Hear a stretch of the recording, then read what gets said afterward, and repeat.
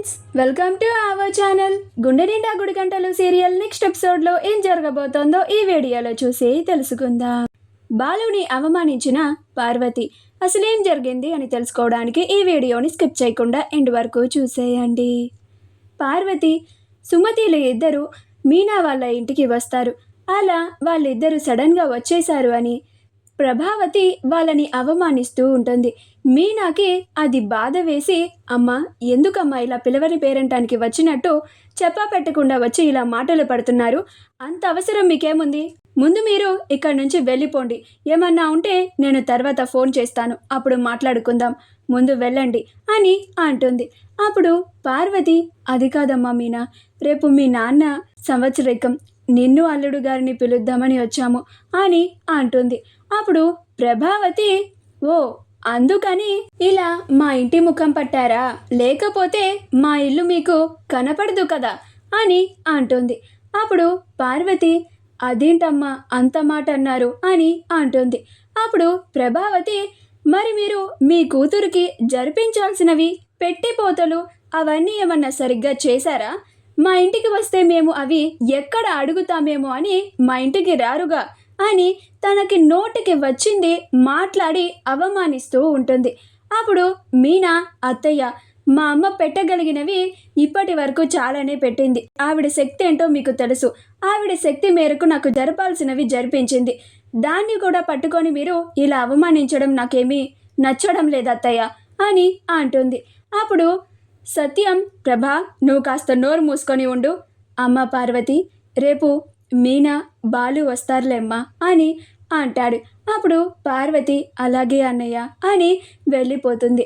మరుసటి రోజు మీనా ఒక్కటే వాళ్ళ నాన్న సంవత్సరానికని తన పుట్టింటికి వెళ్తుంది. బాలు ఉదయాన్నే లేచి మీనా మీనా అని అంటూ ఉంటాడు. అప్పుడు సత్యం, అదేంటిరా, మీనా తన పుట్టింటికి వెళ్ళింది కదా, ఇవాళ వాళ్ళ నాన్న సంవత్సరికం అంట కదా, నీకు చెప్పలేదా, మీరిద్దరూ అనుకొని వెళ్ళారనుకున్నాను అని అంటాడు. అప్పుడు బాలు, అవునా నాన్న, అయితే నేను కూడా అక్కడికి వెళ్తాను అని అక్కడికి వెళ్ళడానికి బయలుదేరుతూ ఉంటాడు. పార్వతి తన భర్త ఫోటో పెట్టి దండ తీసుకొచ్చి వేసి బొట్టు పెట్టి పూజకి మొత్తం సిద్ధం చేస్తుంది. అలా శివని తీసుకొని వచ్చి శివ చేత పూజని చేయిస్తుంది. పూజ అయిపోయిన తరువాత హారతి ఇస్తూ ఉంటే శివకి చెయ్యి బాగా నొప్పి రావడం వల్ల ఆ హారతి పళ్ళాన్ని పట్టుకోలేక వదిలేస్తాడు. అప్పుడు ఆ పళ్ళం కింద పడిపోతుంది.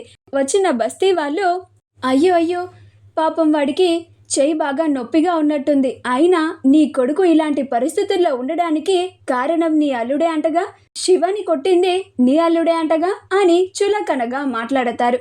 అప్పుడు పార్వతి, శివ హారతి కూడా పట్టుకోలేని పరిస్థితుల్లో ఉన్నాడని చాలా బాధపడుతూ ఏడుస్తూ, చూసావా మీనా, నీ భర్త చేసిన పనికి నా కొడుకు ఇప్పుడు మీ నాన్నకి హారతి ఇవ్వడానికి పళ్ళెం కూడా పట్టుకోలేని పరిస్థితుల్లో ఉన్నాడు, పైగా వాడి ఈ సంవత్సరం చదువు అంతా కూడా వృధా అయిపోయింది, వీటన్నిటికీ కారణం నీ భర్తే, అలాంటి మనిషితో నువ్వు ఎలా కాపురం చేస్తావో అని నాకు చాలా బాధగా ఉంది అని చాలా బాధపడుతూ అంటూ ఉంటుంది.